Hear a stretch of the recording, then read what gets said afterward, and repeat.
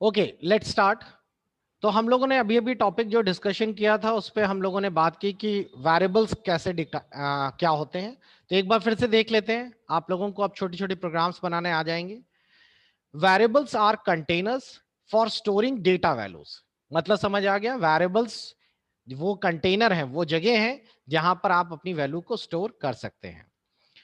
आगे कुछ इंपॉर्टेंट चीजें, Python has no command for declaring a variable. A variable is creating the moment you first assign a value to it. कभी भी Python को कोई भी चीज डिक्लेयर नहीं करनी। जैसे अगर आप में से किसी बच्चे ने सी प्रोग्रामिंग पढ़ी हो, तो सी प्रोग्रामिंग में हमें कौन कौन से वेरिएबल्स चाहिए होते हैं, उसके लिए पहले हमें डिक्लेरेशन देना पड़ता था। अगर सी पढ़ी है तो आपको बता दें, उसमें आगे लिखना पड़ता था इंटीजर है या स्ट्रिंग है, कैरेक्टर है, क्या है। इसमें ऐसा नहीं होता, इसमें बस आप लिख दीजिए, वो ऑटोमेटिकली डिफाइन कर देगा हाँ ये वेरिएबल है। तो जैसे कि यहां लिख दिया x=5, तो बस आपने लिखा, उसने मान लिया कि x एक वेरिएबल है जिसके अंदर 5 स्टोर करना है, y एक वेरिएबल है जिसके अंदर जॉन स्टोर करना है। अब क्योंकि जॉन एक तरह से कह सकते हैं नंबर नहीं है, स्ट्रिंग है, तो इसके दोनों तरफ इन्वर्टेड कॉमा देने पड़ेंगे। फिर से समझिए कैसे, पहले हम नंबर्स को लेके चलते हैं तो आपको बड़े आराम से समझ आएगा कि वेरिएबल डिक्लेरेशन कैसे होता है। तो मैंने ये आइडियली खोल रखा है और इसके अंदर ही मैंने यहां पर लिख रखा है a=10। तो बस सिंपल सा एक वेरिएबल बना लिया हम लोगों ने, और उसकी वैल्यू कितनी दे दी हम लोगों ने, 10। b=5 बन गया एक वेरिएबल। c=रोहित, लीजिए एक वेरिएबल और बन गया। तो आप बड़े आराम से लिख सकते हैं। हाँ, आप c=रोहित ऐसे नहीं लिख सकते, ये गड़बड़ कर देगा। गड़बड़ इसलिए कर देगा क्योंकि रोहित जो है वो एक स्ट्रिंग है। स्ट्रिंग का मतलब समझिए कि रोहित जो है वो एक अल्फाबेट्स का कॉम्बिनेशन है, नंबर नहीं है। तो कंप्यूटर इस तरीके से स्टोर नहीं कर सकता स्ट्रिंग, तो उसको डबल इन्वर्टेड कॉमा या सिंगल इन्वर्टेड कॉमा में दिखाना पड़ेगा। ठीक है, तो हम लोगों ने ए की वैल्यू 10, बी की वैल्यू 5, सी की वैल्यू रोहित, इस तरह से रख ली। अब अगर आज की डेट में मैं आपसे कहता हूं कि आप लोगों को प्रिंट करना है, तो प्रिंट कर दीजिए। आप लोग लिखिए प्रिंट, और प्रिंट लिखने के बाद ये आउटपुट करने के लिए क्या चीज प्रिंट करनी है ब्रैकेट में उसे बता दीजिए। हमें प्रिंट करना है बी, तो बी प्रिंट करेगा या बी की वैल्यू प्रिंट करेगा, बताइए आप लोग। वैल्यू प्रिंट बी की करेगा। वैल्यू।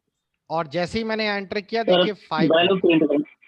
अगर मैं यहां लिखता हूं प्रिंट और ब्रैकेट में लिख देता हूं सी, तो बताइए क्या प्रिंट करेगा। सी की रोहित। तो सर सी की वैल्यू सर क्या है, रोहित रोहित है। आ रहा है समझ में। तो आप स्ट्रिंग। इस तरीके से वैल्यू को असाइन कर यस सकते सर। हैं, वेरिएबल्स को सर ये सी, सर सी वाला रोहित जो लिया है सर, एरर दिया है सर, उसको नहीं प्रिंट करेगा सर फिर। नहीं, तो वो तो इसने लिया ही नहीं ना, ऊपर वाला ये वाला सी उसने मान रखा था अपने दिमाग में। ये तो मैंने आपको समझाने के लिए लिखा था, ये तो उसने एग्जीक्यूट ही नहीं किया, ये वाला सी ले लिया। अच्छा सर। अब अगर मैंने मान लीजिए कि सी के अंदर मैंने यहाँ डाल दिया, मान लीजिए रमेश।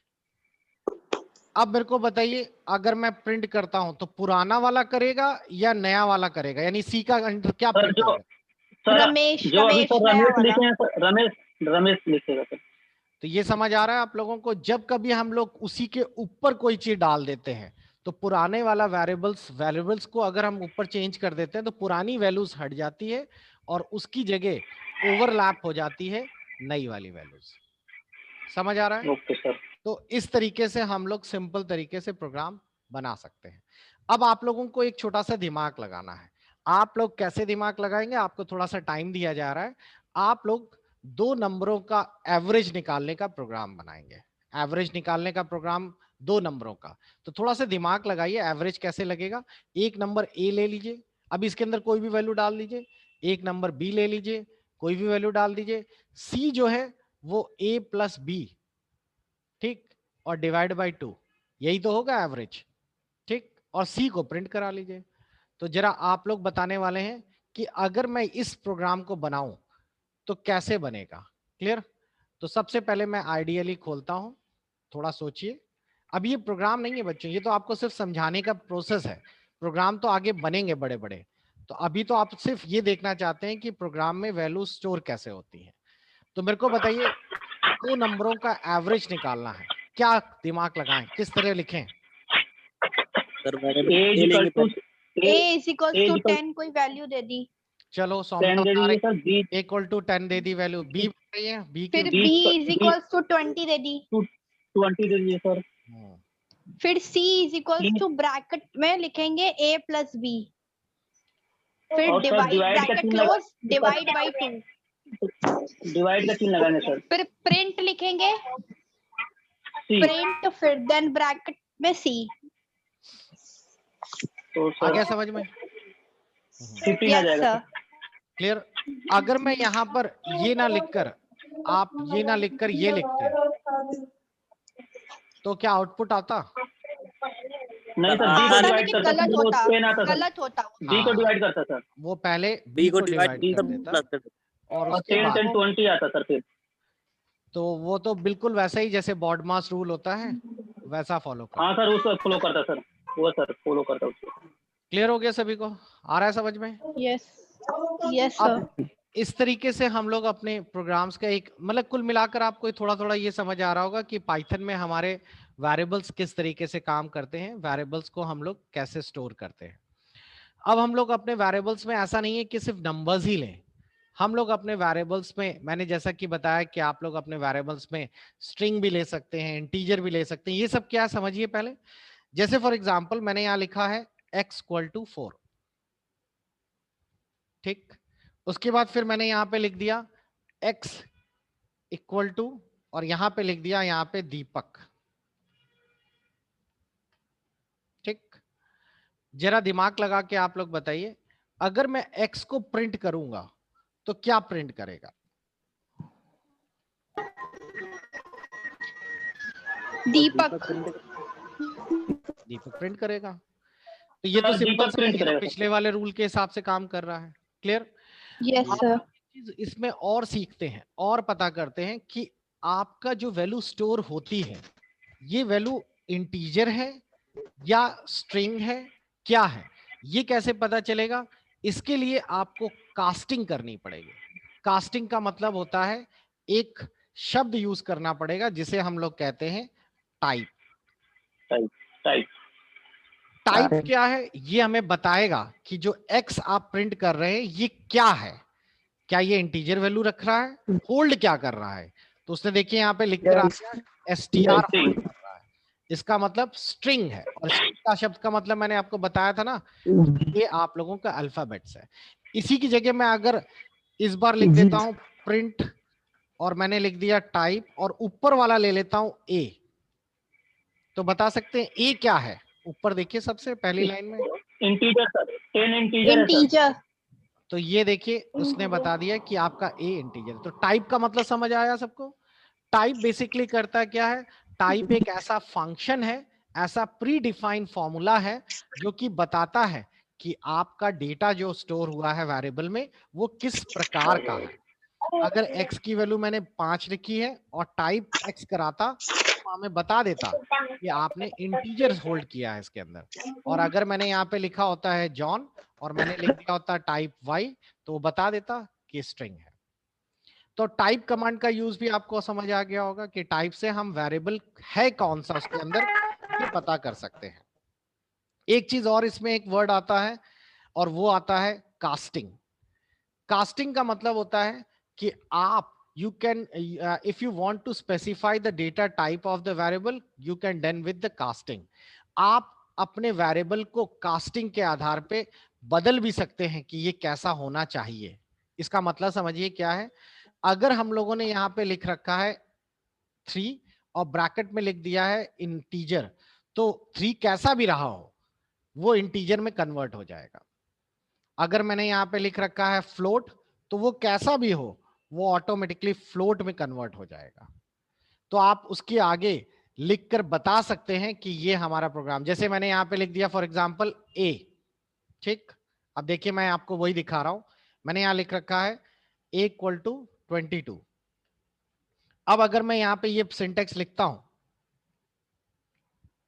तो वो बता रहा है कि अभी तक a आपका कैसा है, a आपका इंटीजर है। क्लियर?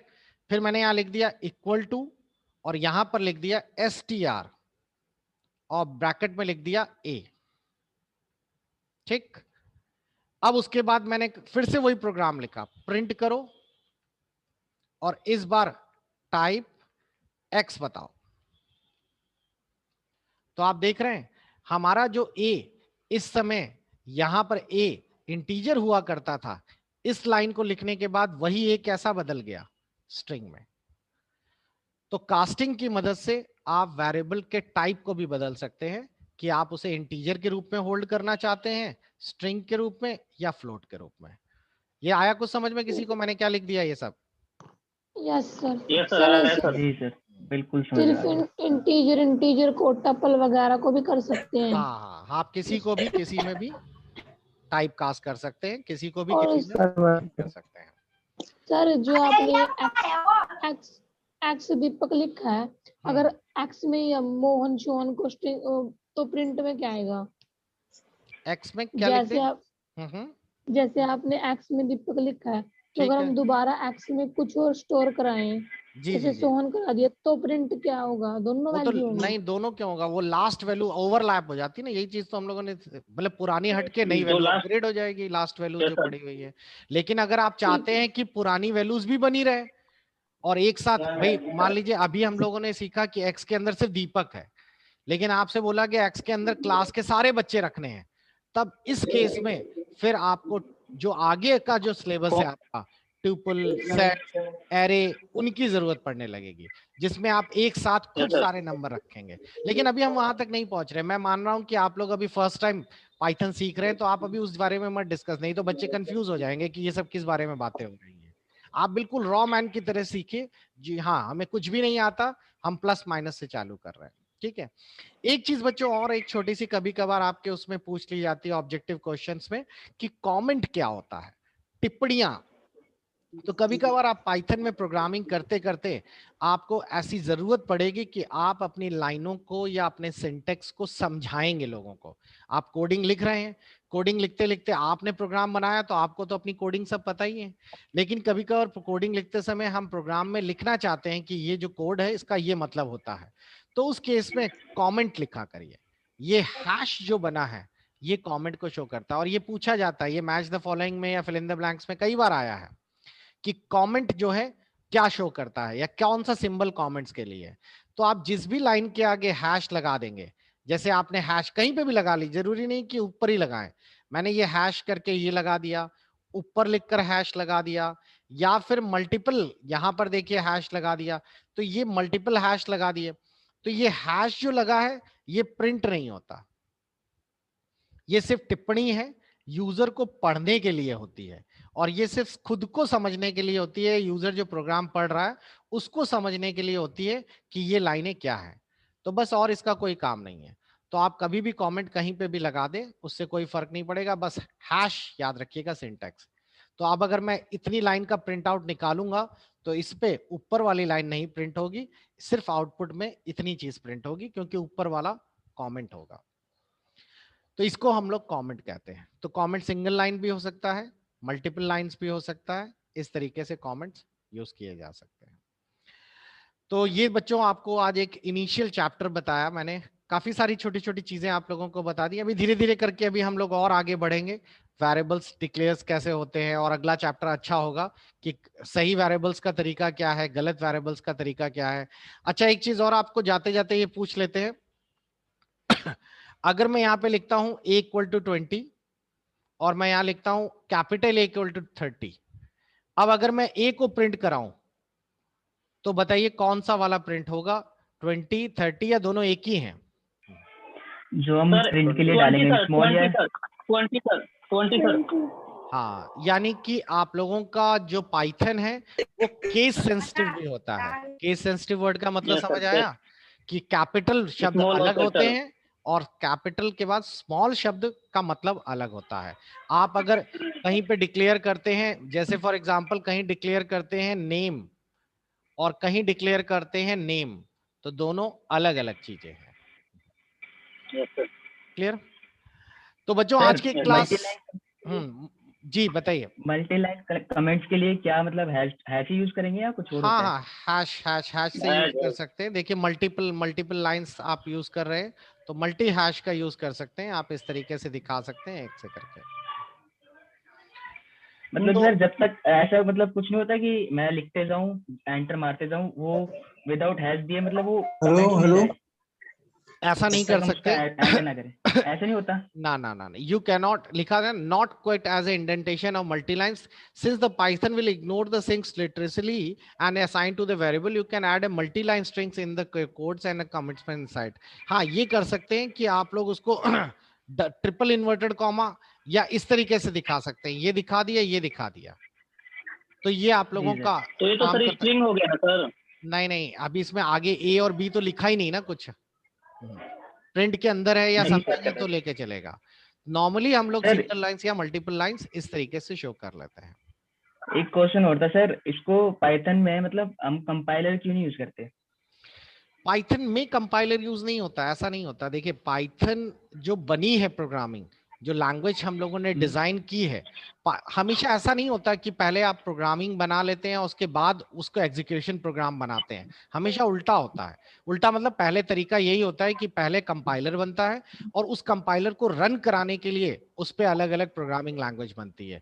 आप पहले सी बना के उसका कंपाइलर नहीं बना सकते थे, वैसे ही पहले इंटरप्रिटेटर बन गया, उसके बाद उसके बेसिक पर काम करने वाली पाइथन लैंग्वेज बनी। अब देखिए इसमें कई सारी चीजें हैं। बात आती है कि इसको कंपाइलर बेस क्यों नहीं बनाया गया। आप लोगों को पता लगता है कि पाइथन क्या इंडिपेंडेंट स्टैंड अलोन लैंग्वेज है या ये भी किसी से अपग्रेड होकर बनी? कोई जानता है इसकी पूरी पिछली हिस्ट्री क्या थी? देखिए कोई भी लैंग्वेज बनती है, भले वो आपकी सी लैंग्वेज हो, सी शार्प हो, कुछ भी, कोई भी लैंग्वेज होती है, तो ऐसा नहीं है कि वो लैंग्वेज बिल्कुल नए कोड के साथ लिखी जाती है। अगर आप उस लैंग्वेज की प्रोग्रामिंग चेक करें तो वो हमेशा पुराने कोड्स को अपग्रेड किया जाता है। अगर आप सी की भी हिस्ट्री देखेंगे तो पहले बी आई थी, फिर सी लैंग्वेज आई, तो उसको अपग्रेड करने की कोशिश की गई थी। तो हमेशा अपग्रेडेशन जो होता है, तो जो प्लेटफॉर्म तैयार हुआ है, अब होता है क्या, आप मान लीजिए कि फॉर एग्जांपल हम लोग ये बेसिकली ये लैंग्वेज आगे जाके करती क्या है, ये लैंग्वेज हमारे मशीन कोड पर काम करती है। तो अगर हमारी कंपाइलेशन बेस्ड प्रोग्रामिंग बनाई जाती है तो उसकी मशीन कोड्स अलग चलती हैं। अगर हम इंटरप्रिटेटर बेस्ड प्रोग्रामिंग बनाते हैं तो उसकी मशीन कोड्स अलग चलती है। हाँ, एक चीज और, अब जैसे इसका इस्तेमाल हम लोगों को करना था वेबसाइट डेवलपमेंट के लिए, इसका इस्तेमाल हमें करना था रोबोटिक्स के लिए, तो अगर हम कंपाइलर बेस्ड बनाते तो वेबसाइट बनाने में दिक्कत होती है, बिकॉज वेबसाइट में आप लोगों को चाहिए ना कि ऊपर की 10 लाइनें अगर चल रही है तो उतनी साइट तो काम करने ही लगे। एरर कोड नीचे आए तो फिर नीचे एरर है, वरना ऐसा ना होता तो पूरा पहले एचटीएमएल प्रोग्राम पढ़ता वो जैसे था, तब जाकर वो आपके स्क्रीन पर आउटपुट दिखाता। तब तो आपकी वेबसाइट पब्लिश होने में बड़ा टाइम ले लेती, पूरी कोडिंग पहले पढ़ती। तो ऐसा नहीं हो सकता ना, ऐसे में तो टाइम हमारा एग्जीक्यूशन कितना स्लो हो जाएगा। तो इंटरप्रिटेटर बेस इसलिए बनाई गई कि जैसे जैसे पढ़ती रहे वैसे वैसे आउटपुट भी निकलता रहे। इसीलिए इसको इस तरीके से डिजाइन किया, क्योंकि हमें इसकी जरूरत ही ऐसी है। क्लियर हुआ? सर पाइथन जी किसका सर क्लियर हो अपग्रेडेशन गया। है? पाइथन के बारे में अगर हम लोग ढूंढने तो लाइए मैं इसकी थोड़ी सी हिस्ट्री बता दूं आपको। एक सेकंड।